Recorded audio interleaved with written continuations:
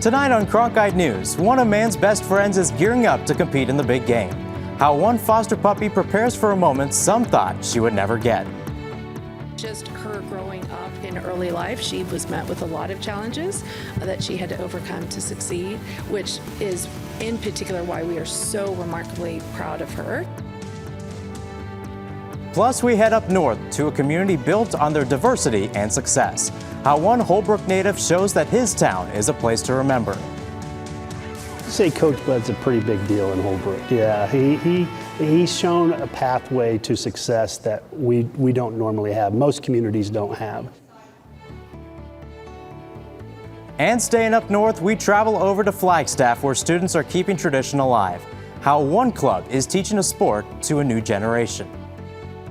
Like when we have new people join the team, we coach them as they start trying out new events, just using the experiences that we have.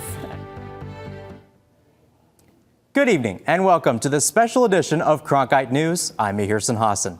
Tonight we look back at some of the top sports stories from all over Arizona from the past few months.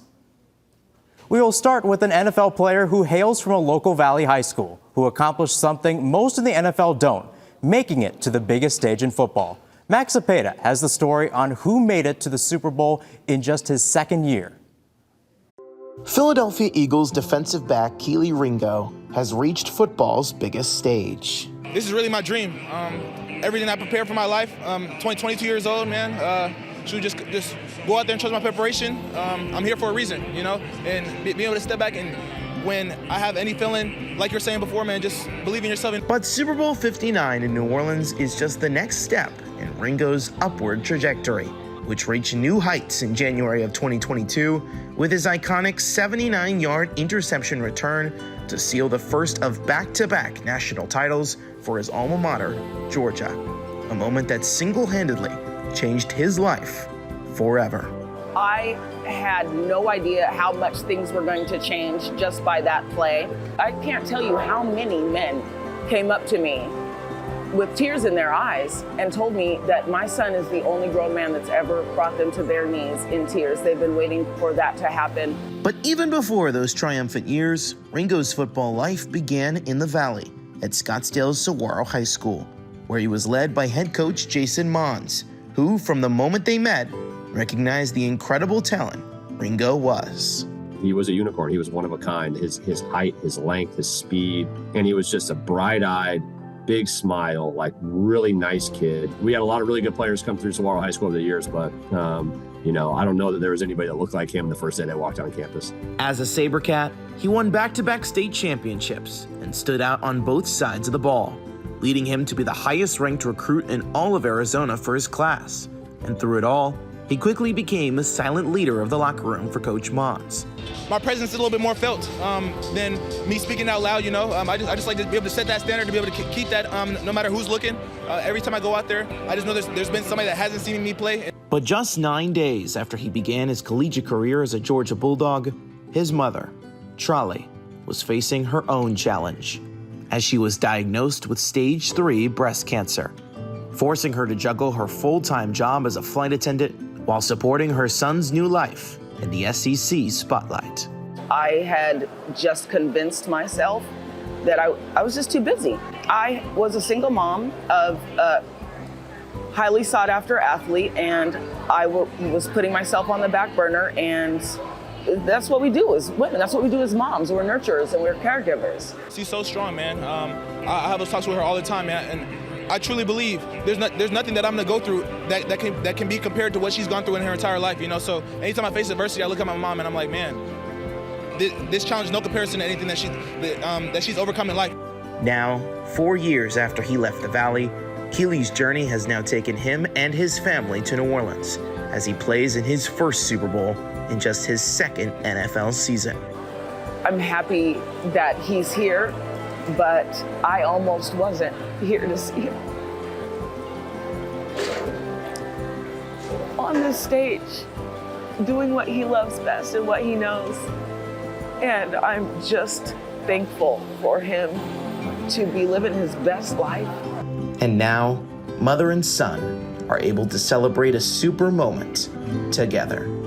at the Super Bowl in New Orleans. Max Cepeda, Cronkite News.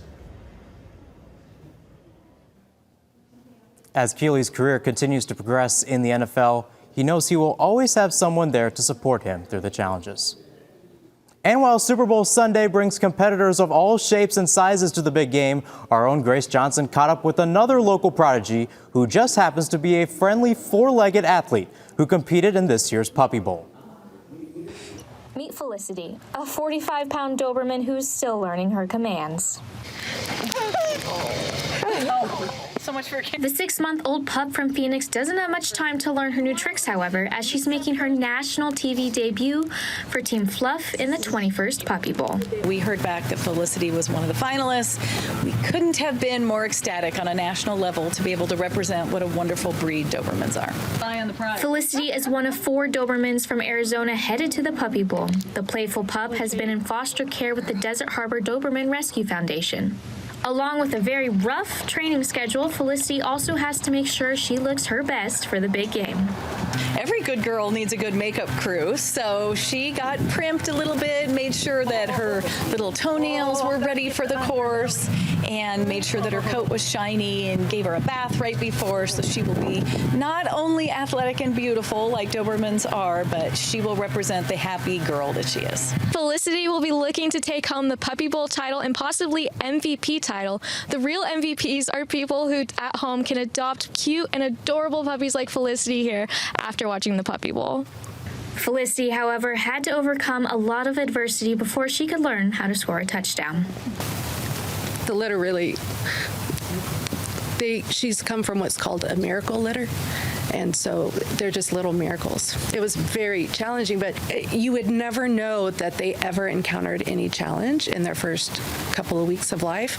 And I think that makes us so proud that, you know, even the most challenging puppies, whatever they're exposed to, with just a lot of love and care, can really overcome anything and thrive as very healthy dogs. Felicity, along with 142 other rescue puppies, kickoff is set to air on Super Bowl Sunday before the big game, so be sure to look out for Felicity's touchdown celebration. In Phoenix, Grace Johnson, Cronkite News. The Desert Harbor Doberman Rescue Foundation will continue to bring in puppies and find them loving forever homes.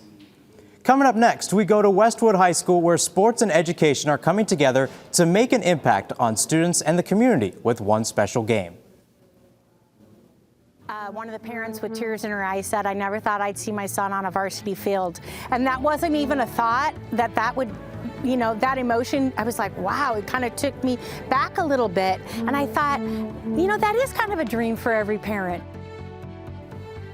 We take a look at how someone is making dreams come true for both kids and their parents when we return.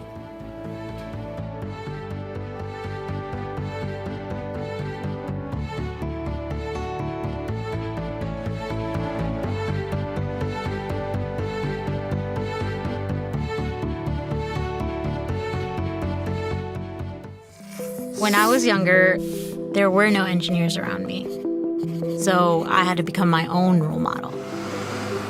At ASU, I wasn't just learning to be an engineer, I was actually engineering. And graduating, I already had real-world jobs lined up.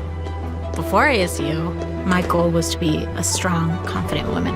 And when I left, I became a strong, confident engineer. People have always had trouble trying to put me into a box.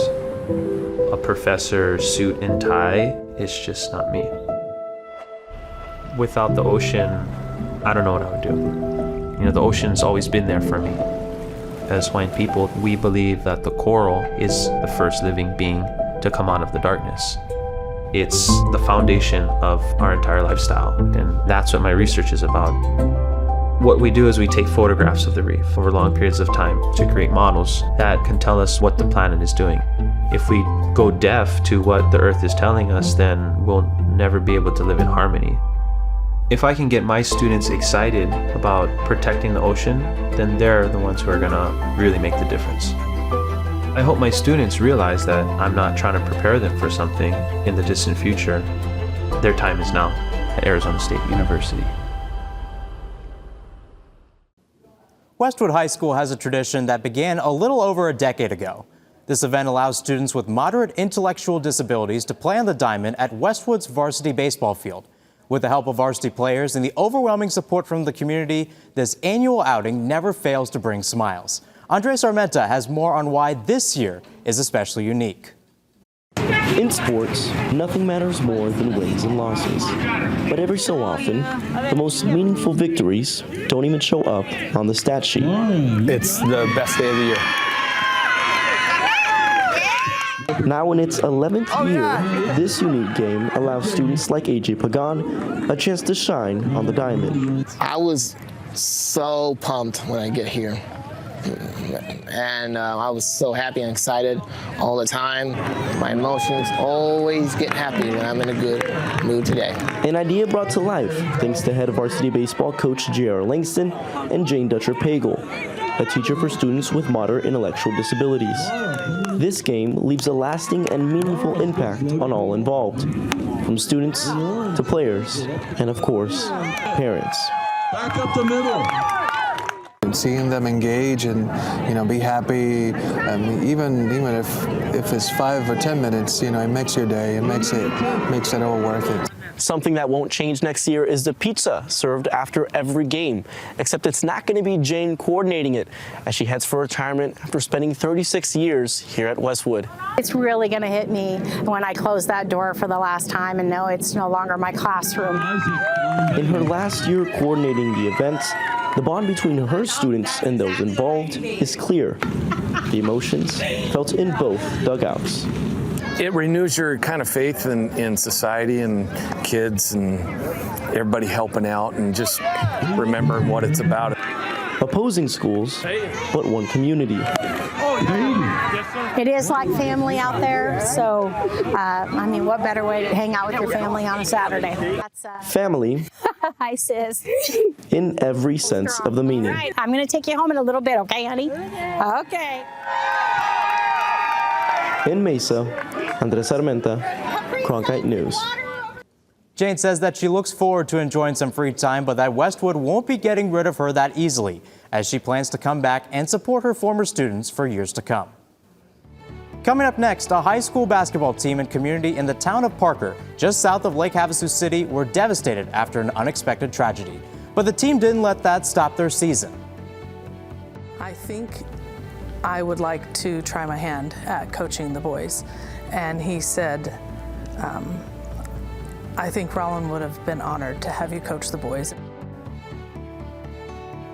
Next, how the Parker Broncs have created a closer bond with each other after having to bounce back from unexpected circumstances.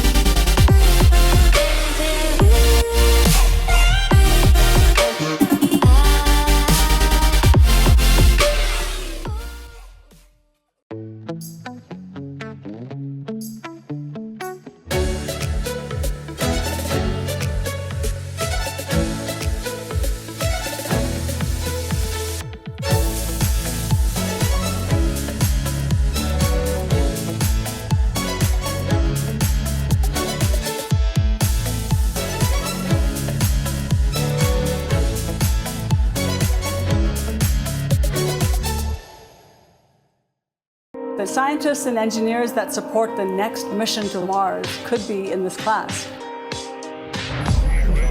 Getting a degree at ASU is a journey that can take you anywhere. Into a world of groundbreaking technology and renowned award-winning faculty. Professors who help you to impact the world. Whether you're on campus or at home, becoming your best starts with learning from the best. Basketball is more than just a game in Holbrook, Arizona. The hardwood brings people together in a way that reflects its unique history and culture. Cronkite News reporter Enrique Ortega was in Holbrook to look at how basketball has become the heartbeat of the community. In the heart of Northeast Arizona, Holbrook is more than just a small town. It's a melting pot of culture, community, and a passion for basketball. With a population of just under 5,000, Holbrook's impact reaches far beyond its size. The town serves as a crossroads for diverse cultures. We border the Navajo Nation, so we could have 20, 30,000 people travel through Holbrook every single day. One of Holbrook's most notable success stories is Mike Budenholzer, now head coach of the Phoenix Suns. His journey from this house in a small town to the NBA sidelines inspires generations. Growing up in Holbrook, to me, just learning and working and having fun with people from all different walks of life, it made me who I am today. I'd say Coach Bud's a pretty big deal in Holbrook. Yeah, he's shown a pathway to success that we don't normally have. Most communities don't have. For Budenholzer, Holbrook's diversity was a foundation for his development, both on and off the court. Basketball is a way of life here. It's more than a game. It's a source of unity, identity, and pride. Holbrook High School's motto, "When one road runner succeeds, we all succeed," captures the spirit perfectly. We started that about 10 years ago because success is a very important part of life. Success is not something that our kids, our communities experience a lot of. We're a very impoverished community. We don't see success on a regular basis. We don't see growth. So when you see these guys running and these ladies running up and down the basketball court, it's not just about them. It's about their families. It's about their communities. It's about everybody that supported them. There's not a great area to come up and look at. Those beautiful mountains are in Show Low, Payson, Pine Top. But you have opportunity to meet the beautifulness of both of our communities as a people. Every year, Holbrook's neighboring town, Winslow, hosts the largest festival in Northeast Arizona, as told by Little, and draws in visitors from all around, including Holbrook, to celebrate the diversity and spirit of the community. The event showcases the rich heritage of the Navajo Nation and the cultural tapestry from Winslow to Holbrook and beyond. I was so lucky to grow up with all the friends that I had, the teachers I had, the coaches that I had, all that cliche small town stuff. I don't know, it happened in my small town. I absolutely loved growing up in Holbrook. From the basketball courts to the festival grounds, Holbrook is a place where diversity and community come together. A reminder that even in the smallest towns, big dreams can take root and inspire generations. In Holbrook, Arizona, Enrique Ortega, Cronkite News. Now to a high school basketball program that found themselves mourning the loss of one of their leaders. But this inspired the team to reach new heights on the court. Cronkite News reporter Kayla Marinot took a trip to Parker, Arizona to see how the program turned a tragedy into triumph. The Parker Broncs faced one of the hardest challenges a team, family, or organization can face. Losing their leader, Coach Rollin Hansen, who passed away from esophageal cancer in August of 2024. Rollin possessed an unconditional love for basketball, for sure, but also in the growth of youth. Upon the passing of their head coach Rollin in August, the team urged his widow Larissa to take over the reins of the program. And with her guidance, the season has been one that would make Rollin proud. I talked to the boys and I said, I don't know what we're going to do now. And Maverick said, well, you're going to be the coach. She made it very easy to rowdy around her. She's a very great leader. And so once he passed away and she took the spot, it was like we already welcomed her. Larissa, with the help of assistant coach Kevin Kuhl and star player Maverick Allen, has the Broncs firing on all cylinders with a 17-4 record, bringing many of her own basketball principles in addition to her late husband's values. She cares a lot about them and their success as well. And we didn't want to abandon them to bring in a new coach with that because he wanted to keep as much close to what Rollin would want. For the Hansons, basketball was and remains a major part of life, and it has allowed Larissa an opportunity to heal by being with the players every day. The healing process, I think, is going to be ongoing. But I think what helps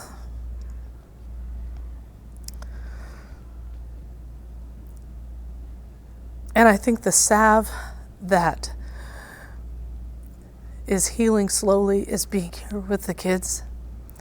With the playoffs in February, the Broncs hope to see just how far this magical season takes them in honor of their late coach. I just feel very honored to lead them, and I think this is a special and unique opportunity to be able to do so. There's part of me that hears him whisper, "You're doing a great job. You know what to do." In Parker, Arizona, Kayla Marina, Cronkite News. Parker's memorable season ended in the first round of the 3A playoffs when they lost to Push Ridge High School. Coming up next, we take you up to Flagstaff, where a club at NAU is living up to its mascot's name. See how this club in northern Arizona trains to compete and how they are preserving the traditions of the logging sport.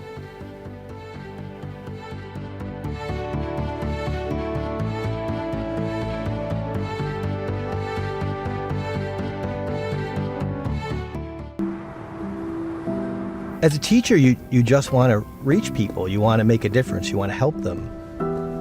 I have an opportunity to do something I never imagined I would be able to do.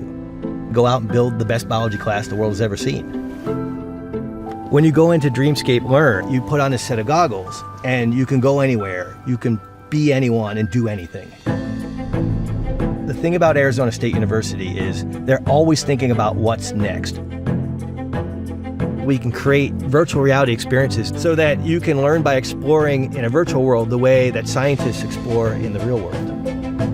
And kids can feel that. All these emotions are what help the brain encode information. When I see a student come out of VR, the look on their face is nothing like I've ever seen when I finish a lecture. They look so happy to be there. In that moment, you know that you've reached them. I grew up in a small border town, and water was really important to us. Without enough water, we can't farm, we can't eat, we can't live. And the way we're doing it right now, straight up doesn't have a future. I went to ASU because this is a place where you solve problems. With vertical farming, we can grow the same amount of food with 95% less water than traditional farming. The work I'm doing at ASU is changing the way I look at the world. The nickname, the Lumberjacks, isn't just the moniker of Northern Arizona University's sports teams. It's a tradition that reflects the roots of forestry practices in the North Woods. As Cronkite News reporter Lauren Evanetti found out, it's also a college club that competes in the sport of logging. Deep in the Centennial Forest, surrounded by trees as far as the eye can see, you'll find lumberjacks hard at work in the great outdoors. Northern Arizona University Lumberjacks, that is, who are all members of the NAU Logging Sports Club. Nice. We are the NAU Lumberjacks. That's who we are as a school. That's our school mascot. So it only makes sense for logging sports to sort of emulate that. And so what we do is we cut cookies at football games. We're just sort of overall like mascots. The team was founded shortly after NAU's School of Forestry was established in 1958. Due to lack of interest, the club was disbanded for over 20 years before it was restored in 2008. In this revival period, the club preserves the history and traditions of logging sports while incorporating modern techniques and tools. The techniques that we use in our events are the same ones that lumberjacks would have used before the invention of things like chainsaws, feller bunchers, and all the big heavy machinery you see out in the woods. The team participates in several competitions a year against other schools on the West Coast. These competitions include events such as sawing, chopping, tree climbing, axe throwing, and more. Traveling for these competitions often fosters a strong sense of camaraderie among participants. You stay in a tent with them and you eat breakfast with them every day, and it just feels like family. You get to know these people so well. The NAU Logging Sports Club encourages those of all skill levels to join. So if you're like me and haven't held an axe until this very moment, you too can give it a whack. I know a lot of our members, our current members that are on the team now, prior to joining the team had never really touched logging equipment. Some of us had never even really spent time out in the woods. The club prides itself on this inclusivity, with members expressing gratitude for the safe haven it has provided for them at such a large institution. I was born with a severe hearing loss, and just making new friends has always been a challenge, but these people have definitely taken me in. This is an exciting year for the team, as this is the first year since 2017 that NAU is hosting a competition at Hospodarski Arena. Just the start of a new era for an old-fashioned sport in modern times. Let's go! In Flagstaff, Lauren Avenetti, Cronkite News. The club hopes to bring in this new era with fierce competition and continue to grow as they bring more awareness to the sport. And that will do it for this special edition of Cronkite News. I'm Mihir Sinhasan. Thank you for joining us. And to see top stories in Arizona anytime, log on to cronkitenews.azpbs.org.